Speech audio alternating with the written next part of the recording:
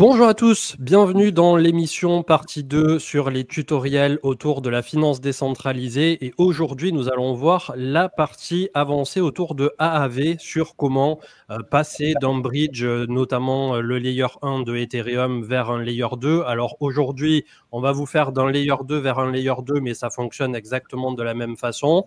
Un exemple de dépôt et de collatéral et d'emprunt de façon un peu plus avancée, avec la boucle et le levier qu'on peut faire derrière pour, à partir d'un certain collatéral, par exemple, quand on a un Ether, on dépose cet Ether, on emprunte quelque chose et ensuite on a envie d'avoir un petit peu plus d'Ether. On va voir tout ça ensemble. Et également, bien comprendre et gérer le risque via le Health Factor sur AAV avec un calculateur qu'on vous montrera dans quelques instants qui vous permettra là également de faire tout simplement une gestion du risque au poil pour ne pas être liquidé. Le petit bonus en fin de vidéo sera autour de l'initiation pour créer une position vendeuse short en DeFi puisque c'est également possible indirectement quelque part, mais c'est une façon de procéder qu'on peut voir également en DeFi.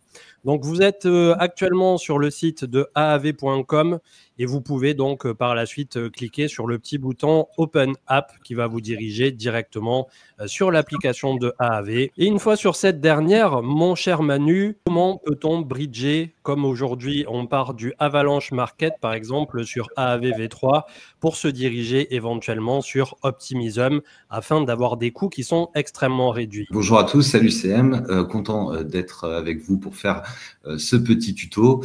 Donc on va commencer alors par bridger, et pour bridger, alors si vous avez lu la newsletter de l'Oracle cette semaine, il y avait un article sur les bridges et on va utiliser un agrégateur de bridge, donc qui va agréger différents bridges pour simplifier et toujours avoir le meilleur prix, et on va donc utiliser Jumper. Et donc là l'idée étant donc de prendre de la liquidité qu'on va trouver donc sur Avalanche et qu'on va bridger vers Arbitrum et on va la bridger en Ether pour récupérer de l'Ether. Donc je mets USDC Avalanche, Ether Arbitrum et je choisis donc d'envoyer cette liquidité directement sur Arbitrum et de la swapper aussi automatiquement en Ether pour récupérer 0,047 Ether. Donc là, je fais la première transaction qui est un approval, donc j'autorise le smart contract à toucher à mes USDC. Et puis, donc la transaction est passée et va permettre de swapper et de bridger automatiquement directement pour récupérer des Ethers sur le layer Arbitrum. Donc, première transaction faite pour autoriser et maintenant nous faisons la transaction de swap et de bridge. Au bout de quelques secondes, nous allons récupérer, donc nous allons le voir ici, nous allons récupérer sur Arbitrum nos petits USDC, voilà, qui sont arrivés, comme vous le voyez, sur cette transaction. Donc, si on clique là-dessus sur Rabi, vous pouvez voir que nous avons bien des USDC qui ont été wrappés en Ether, bridgés via Stellar Network, et donc, ils sont arrivés directement sur AAV. On attend juste sur Arbitrum. Ils sont arrivés sur Arbitrum, et donc, on attend juste le message de retour de la chaîne pour être bien certain d'avoir nos tokens.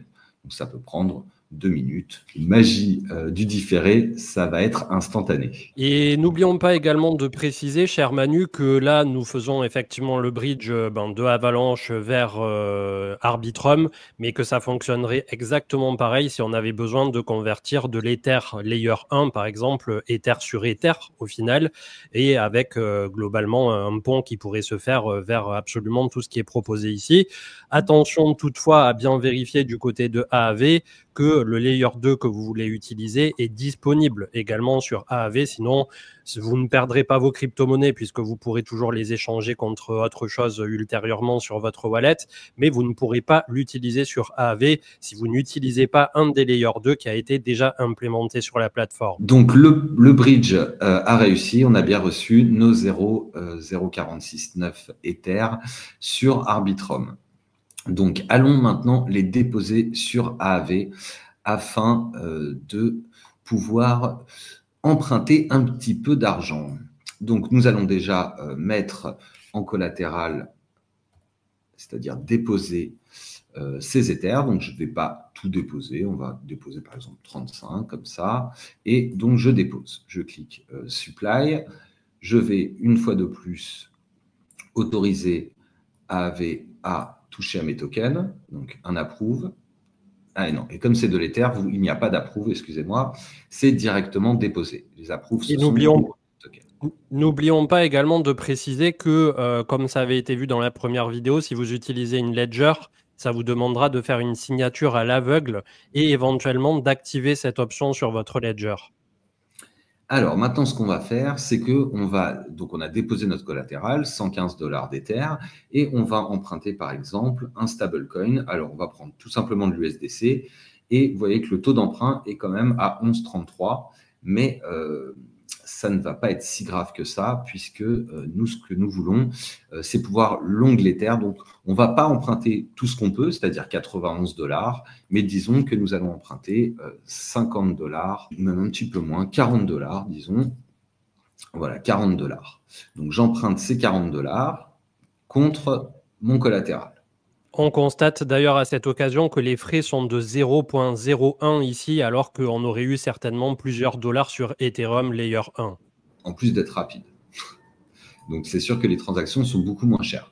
Donc, voilà, nous avons emprunté de l'USDC. Nous voyons que cette USDC, ces 40 $, sont apparus sur notre adresse.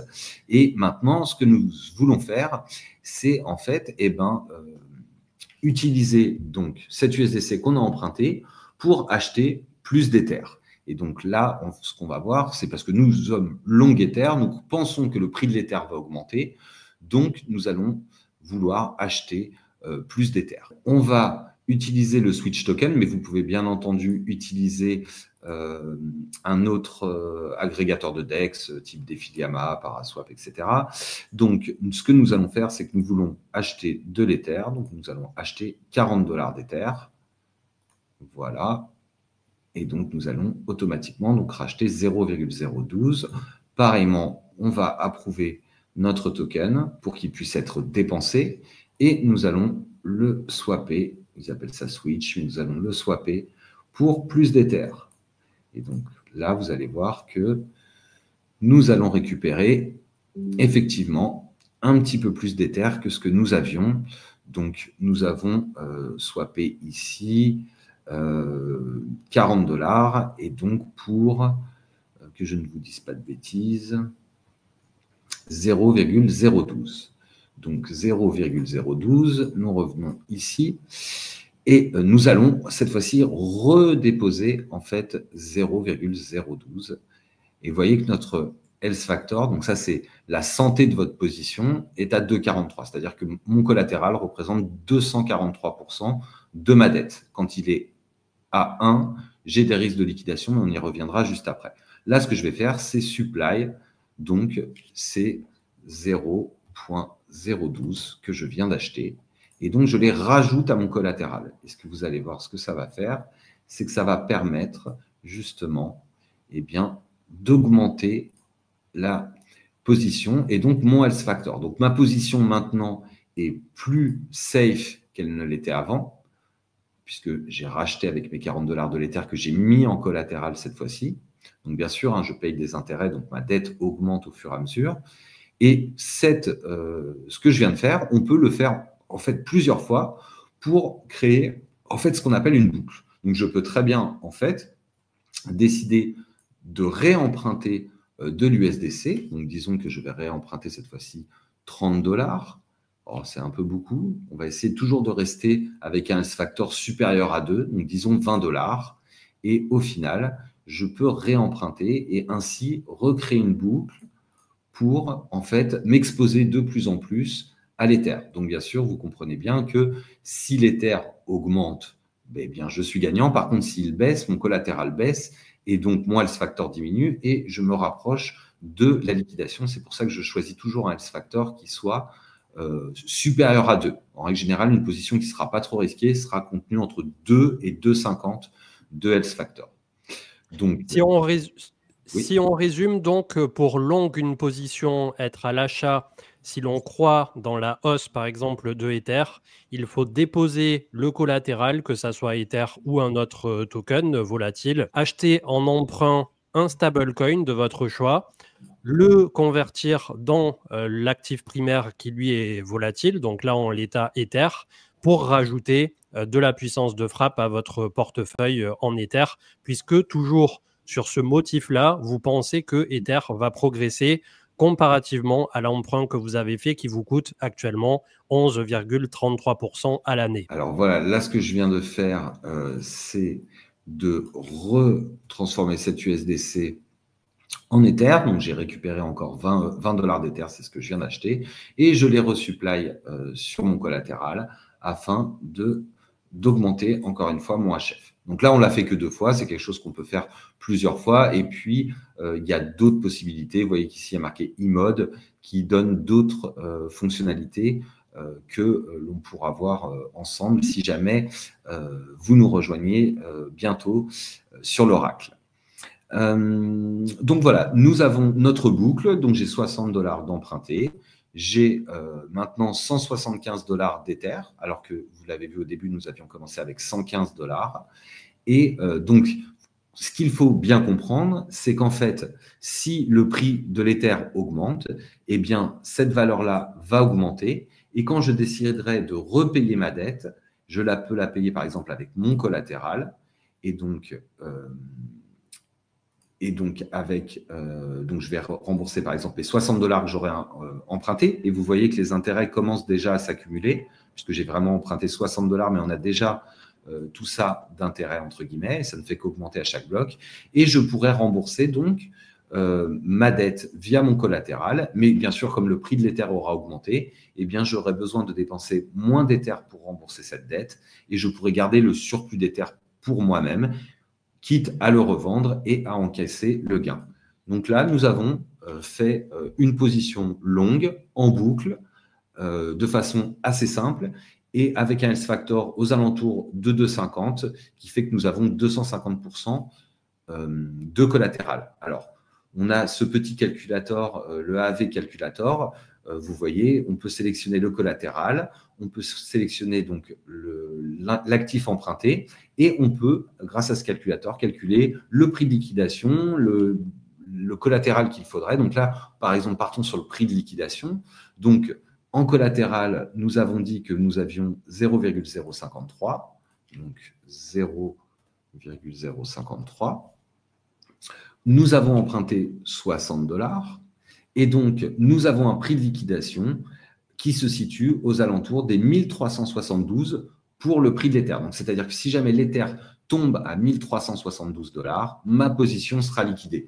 Donc, vous voyez que c'est une position qui est relativement saine, puisque l'Ether a besoin au final d'avoir un prix divisé par 3 avant d'arriver à une liquidation. On n'oublie pas bien sûr que les intérêts augmentent et que si par exemple le prix de l'Ether, lui, ne bouge pas pendant par exemple plusieurs mois, imaginons, et que ma dette augmente par exemple de 10%, disons 70 pour faire simple, vous voyez que mon prix de liquidation augmente au fur et à mesure. Donc ça, c'est toujours quelque chose à garder en tête. Et j'ai une question, mon cher Manu. Qu'est-ce Oui. qu'il se passe dans la pratique à partir du moment où une position vient à être liquidée? Pour le collatéral, quel est l'enjeu et la perte potentielle?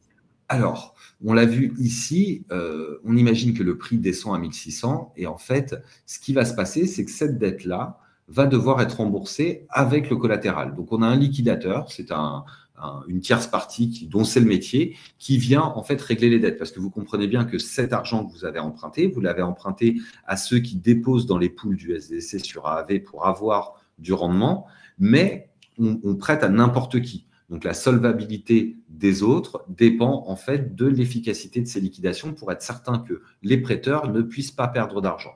Donc l'idée, c'est que si mon prix de liquidation est atteint, c'est-à-dire 100%, donc je dois être au moins collatéralisé à 100%, eh bien au final, le liquidateur, ce qu'il va faire, c'est qu'il va se servir sur mon collatéral, donc il va prendre 60 dollars sur mon collatéral en Ether. Pour rembourser ces 60 dollars, il va prendre une petite partie de de récompense. Donc là, en l'occurrence, ce sera 5% qu'il va prendre pour lui pour se payer pour son travail.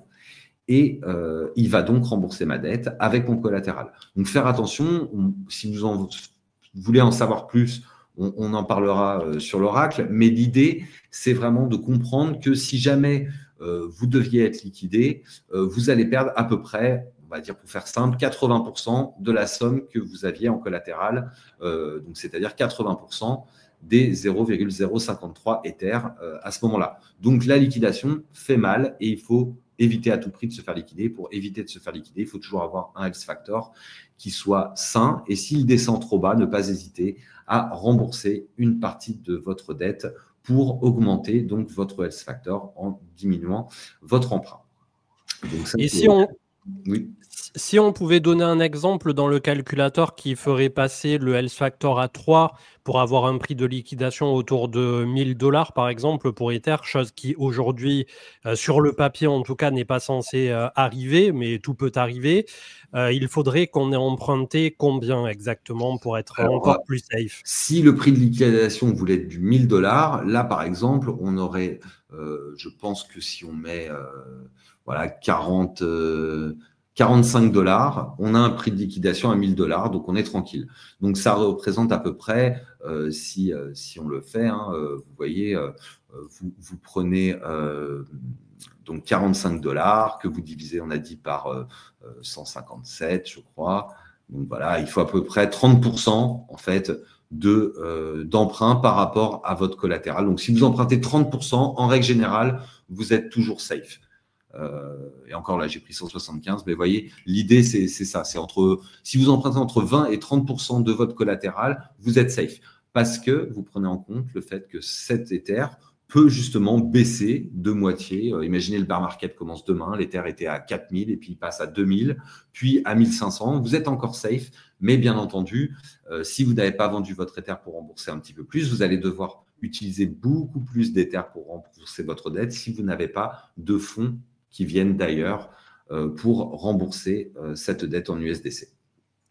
Très clair, cher Manu. Et puisque tu as prononcé le mot interdit de bear market, le bonus, comment pourrions-nous initier au travers de la DeFi une position short, ce coup-ci, vendeuse, au travers justement de cet outil? Alors, eh bien, on va utiliser, on va déjà rembourser notre dette, puisque nous, on est comme ça. Donc, on va rembourser l'Ether directement avec notre collatéral. Donc, on approuve, on signe le message. Alors, des fois, on peut signer, des fois, on fait des transactions, des fois, on peut signer. Et donc, on va repayer directement la dette. Alors, quand vous le faites, gardez à l'esprit que c'est un flash loan et que ça vous coûte quand même 0,09% de la somme que vous remboursez. Donc, le faire avec des petites sommes, c'est tout à fait faisable. Le faire avec des grosses sommes, des fois, il vaut mieux liquider votre dette à la main. Donc, c'est-à-dire faire l'inverse de ce que j'ai fait, c'est-à-dire sortir votre collatéral, le revendre pour le USDC et rembourser directement votre dette en USDC. Donc là, disons que nous sommes en bear market et donc ce que nous voulons, c'est que, eh bien, vous allez même voir, nous avions de l'Ether, nous avions ces 115 $ d'Ether. Eh bien, en fait, nous avons décidé de les vendre et nous allons les vendre parce que nous avons fait notre gain. Et donc, nous allons vendre tout notre Ether que nous venions d'avoir pour de l'USDC puisque le bull market est terminé. Et donc, nous sommes passés en stable. Et cette fois-ci, nous sommes persuadés que suite à le Black Swan, après Ethena, après Michael Saylor, qui sait, eh bien, nous avons eu raison de passer en stablecoin. Et maintenant, notre supply, donc c'est-à-dire notre collatéral, n'est plus de l'Ether volatile, mais est de l'USDC. Et par contre, ma conviction est que l'Ether va désormais baisser et se diriger inexorablement vers les 1 000 $. Donc, ce que je vais faire maintenant pour shorter l'Ether, eh bien, en fait, je vais emprunter de l'Ether. Donc, cette fois-ci, je vais avoir un collatéral en USDC et je vais emprunter de l'Ether. Donc, je vais emprunter, donc je peux emprunter jusqu'à 0,02. Nous allons, comme d'habitude, rester tranquille puisque nous ne sommes pas non plus certains que le bull market soit terminé, mais nous le croyons vraiment et nous empruntons donc 0,015, donc 50 $ d'Ether, afin de le shorter. Alors, pourquoi est-ce qu'on le short? En fait, qu'est-ce qui fait, entre guillemets, qu'on fait un short? Eh bien, c'est parce que notre dette, comme vous allez le voir, est libellée, cette fois-ci non plus en stablecoin, donc une dette qui est stable et qui augmente, mais notre dette est cette fois-ci libellée en Ether. Et donc, on a emprunté cet Ether et ce qu'on va faire maintenant, nous allons vendre cet Ether donc, que nous avons pris pour de l'USDC. Nous allons mettre, alors je ne sais plus combien j'avais pris 0,015. Voilà, et cette fois-ci, nous switchons notre Ether pour de l'USDC. Donc, je vends l'Ether que je viens d'acheter et je le re-switch. Vous voyez, c'est pas mal de manip. Il faut bien comprendre ce qu'on fait, mais quand on prend l'habitude, au final, ce sont des choses qui vont assez vite. Et donc, je vais, par exemple, resupply pour tranquilliser ma position. De la même façon, je vais resupply cette USDC qui vient de la vente de mes Ethers. Et donc, je le resupply en collatéral pour être, on va dire, tranquille niveau Health Factor, mais on n'est pas obligé de le faire non plus, on peut le garder juste en portefeuille. Voilà. Et donc, nous avons cette fois-ci, donc, vous voyez, un Health Factor qui est très bon. Et là, nous sommes sur une position short. Donc, pourquoi short? Puisque ma dette est libellée en Ether. J'ai vendu mon Ether pour plus d'USDC et imaginons que l'Ether est à 4000 $ et que nous sommes donc en bear market et qu'il est passé à 2000 $. Eh bien, vous comprenez bien que si je veux rembourser ces 0,015 Ether, eh bien, en fait, je vais le faire avec 2 fois moins d'USDC, puisqu'au final, j'ai récupéré 50 $ d'USDC, mais maintenant, ces 50 $ d'Ether ont eu un prix qui a été divisé par 2, donc ils ne valent plus que 20 $ en fait. Et donc, je vais plus qu'avoir payé 20 $ d'USDC pour repayer cette dette. Donc, imaginons que je veux tout repayer avec mon collatéral et donc avec l'USDC que j'avais pris. Alors, bien entendu, là, on est toujours à 50 dans l'exemple que je vous donne puisque les prix de l'Ether n'ont pas vraiment bougé. Mais si l'Ether avait diminué de moitié, eh bien, ce n'est pas 49 $ que je devrais rembourser, mais bien 25 $. Et donc, à ce moment-là, j'aurais gagné 25 $ sur cette position qui est short. Et donc, nous pouvons de cette façon-là repayer directement, comme on l'a fait sur le long, notre Ether et encaisser la différence, c'est-à-dire pour une baisse de 50%, et ben encaisser 50% des USDC que l'on avait récupéré contre cet Ether et rembourser notre dette et encaisser la différence. Et donc, voilà pour le short. J'espère que c'était assez clair pour vous, CM. Je pense que c'est quelque chose qu'on peut dire aux gens, les inciter à essayer tranquillement. Vous avez vu que ça n'a pas coûté très cher en termes de frais de gaz puisqu'on était sur les layers 2. Et je ne peux que vous inviter à nous rejoindre dans les semaines qui vont suivre sur l'Oracle pour apprendre énormément de choses puisque ça, c'est, on va dire, la base, mais on a énormément de choses à voir ensemble et de protocoles à découvrir pour vous amener vers plus de connaissances et plus de maîtrise de tous les outils DeFi qui sont à votre disposition. Merci cher Manu, c'était très clair et on se retrouve très prochainement pour la partie 5 avec un tuto complet, Gnosis, Safe et les multisignatures. À très bientôt. Merci, au revoir.